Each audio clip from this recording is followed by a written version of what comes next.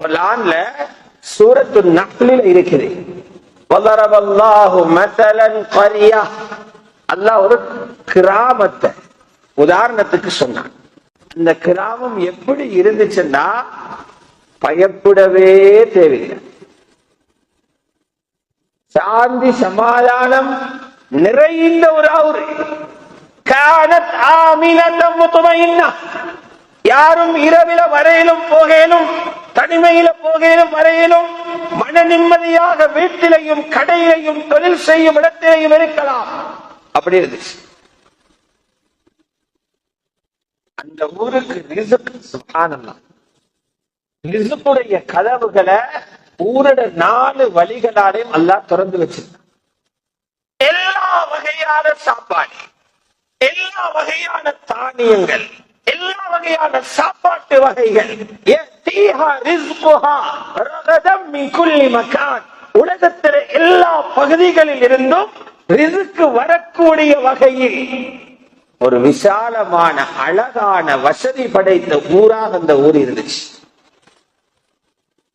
இந்த மக்கள் அதை அனுபவிச்சு கொண்டு நிம்மதி என்ற அல்லாஹ்வுடைய நிஅமத்தை அனுபவிச்சு கொண்டு ஹலாலான ரிஸ்க் என்ற அந்த ரிஸ்கை, பணத்தையும் உணவையும் அனுபவித்துக் கொண்டு அல்லாஹ்வுடைய நிஅமத்துகளை துஷ்பிரயோகம் செஞ்சாங்க.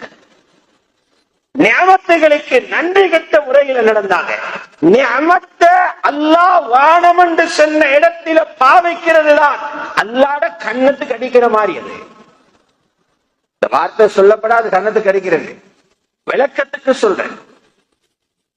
தந்தவனுக்கே சாப்பாட்டால வீசி எறிகிறது மாதிரி, குடிக்க தந்தவனுக்கே தொக்கால் அடிக்கிற மாதிரி ஒரு உணவை ஹராமான இடத்துல பாவிக்கிறது, பணத்தை ஹராத்தில செலவழிக்கிறது, ஹராமான வழியில சம்பாதிக்கிறது, அல்லாஹ்வுடைய நிஅமத்துக்கு துஷ்பிரயோகம் செய்யறது, நன்றி கெட்ட முறையில நடக்கிறது. அல்லாஹ் சொல்றான், நாங்க என்ன செஞ்சோம் தெரியுமா? அவங்களோட நிஅமத்தை மறுபக்கத்தை பெரட்டி விட்டோம். முதலாவது கொடுத்தோம் பட்டினிய, பட்டினியில சாவுங்க. அந்த ஊருக்கு அல்லாஹ் சுவைக்க வைச்சான், அனுபவிக்க வைத்தான்.